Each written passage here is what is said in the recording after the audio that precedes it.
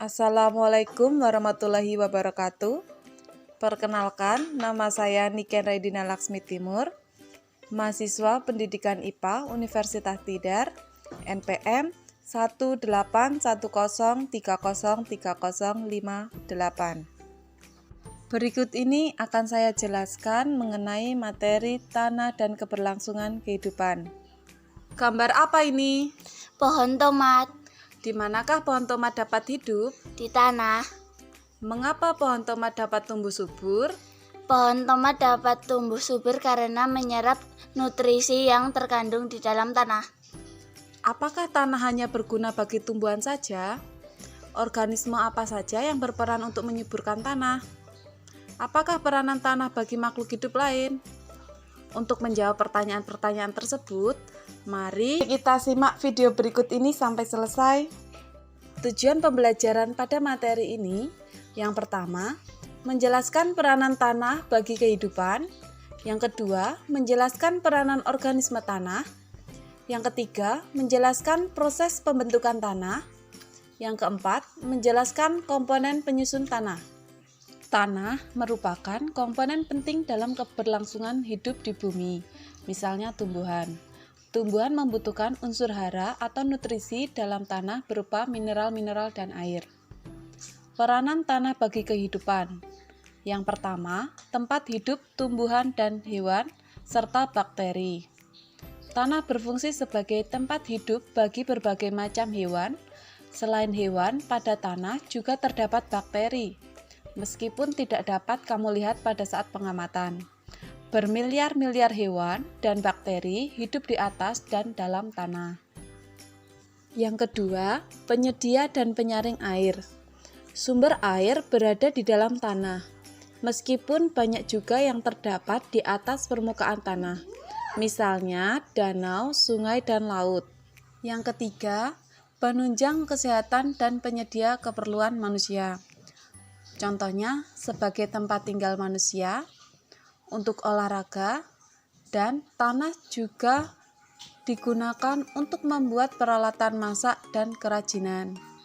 Selanjutnya, organisme tanah berada pada lapisan tanah bagian atas, kurang lebih 10 cm di bawah permukaan tanah. Aktivitas biologis yang ada di tanah 80 hingga 100% dilakukan oleh jamur dan bakteri. Hasil dari aktivitas biologis yang dilakukan oleh hewan, jamur, dan mikroorganisme dapat mempengaruhi kesuburan, tekstur tanah, dan kegemburan tanah. Berikut ini beberapa peranan organisme tanah. Yang pertama, dekomposer.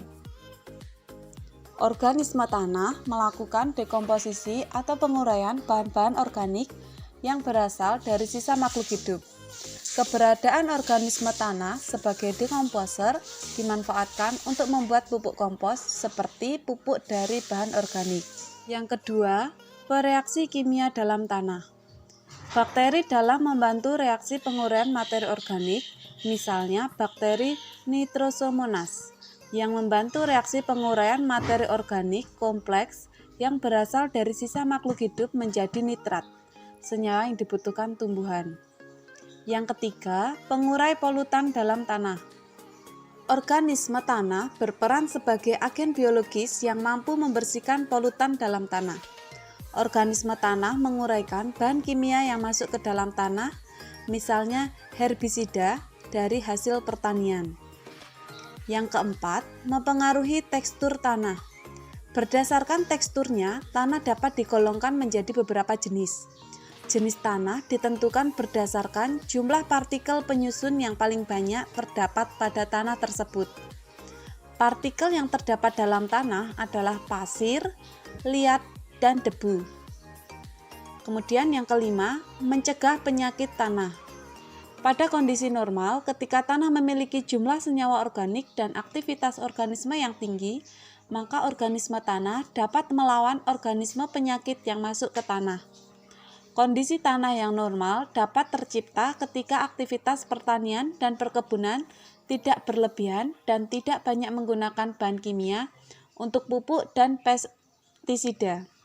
Secara alami, organisme yang ada di tanah memanfaatkan prinsip pengendalian biologis, yaitu predator dan mangsa, sehingga organisme yang mengganggu tanah dapat terkendali. Yang keenam, pengatur kegemburan dan struktur tanah. Organisme tanah membantu terbentuknya struktur tanah. Struktur tanah merupakan susunan partikel-partikel tanah yang terikat satu sama lain menjadi suatu gumpalan. Partikel-partikel tanah direkatkan oleh suatu perekat seperti bahan organik yang dihasilkan oleh organisme tanah. Struktur tanah dan kegemburan tanah saling memiliki keterkaitan. Organisme tanah juga mampu membuat pori-pori tanah yang dapat menggemburkan tanah dan memungkinkan udara masuk ke dalam tanah. Proses pembentukan tanah.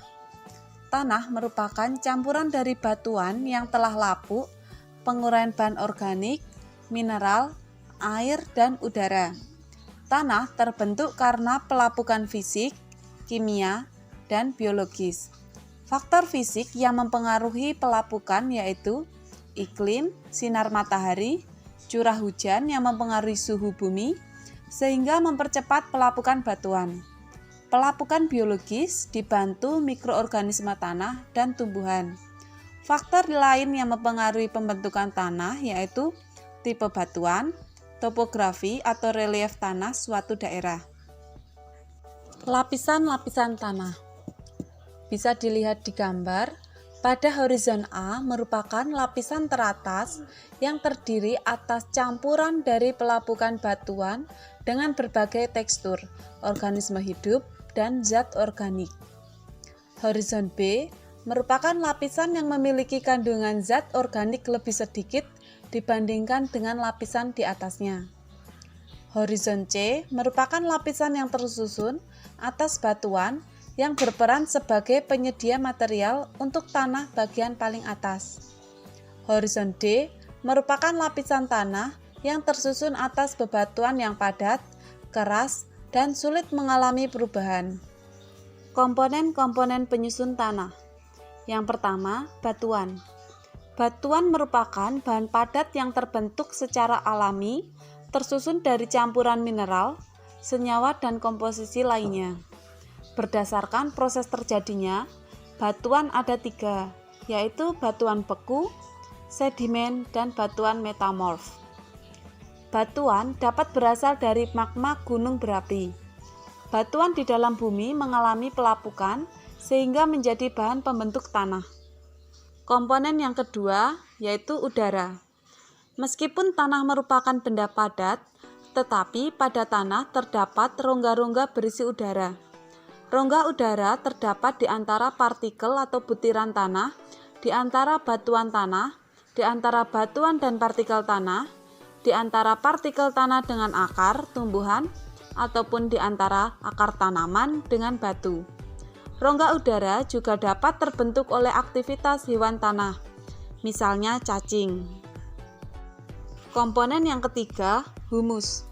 Humus adalah komponen organik yang dihasilkan dari proses dekomposisi atau penguraian hewan dan tumbuhan yang telah mati, daun yang gugur, ataupun feses oleh bakteri dan jamur.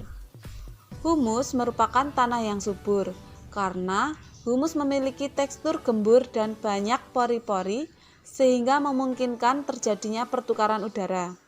Kondisi tersebut menyebabkan akar memperoleh cukup udara dan mampu mempertahankan air sehingga tanah selalu lembab. Humus juga mengandung mineral-mineral dan nutrisi yang penting bagi pertumbuhan tumbuhan. Yang keempat, air. Makhluk hidup yang hidup di dalam tanah butuh kelembapan tanah. Kelembapan tanah disebabkan keberadaan air dalam tanah. Tumbuhan juga membutuhkan air.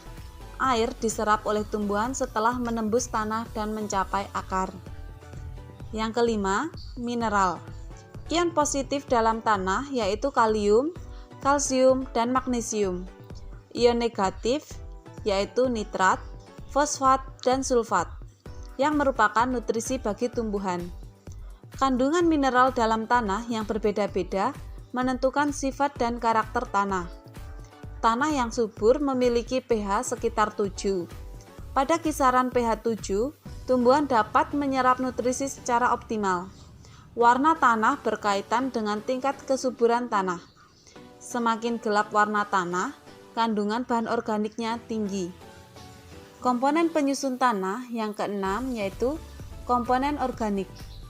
Tanah merupakan tempat hidup dari beberapa makhluk hidup, mulai dari bakteri, jamur, alga, serangga, cacing tanah, dan lain sebagainya. Organisme tanah tersebut menguraikan bahan-bahan yang berasal dari makhluk hidup sehingga menghasilkan material organik di dalam tanah. Upaya menjaga kelestarian tanah. Yang pertama, melakukan penghijauan kembali, mengurangi penggunaan pupuk kimia, mengolah lahan miring untuk mengurangi erosi, pengelolaan tanah menggunakan tanaman penutup tanah, dan mendaur ulang sampah yang sulit terurai. Sekian video materi mengenai tanah dan keberlangsungan kehidupan. Semoga bermanfaat. Wassalamualaikum warahmatullahi wabarakatuh.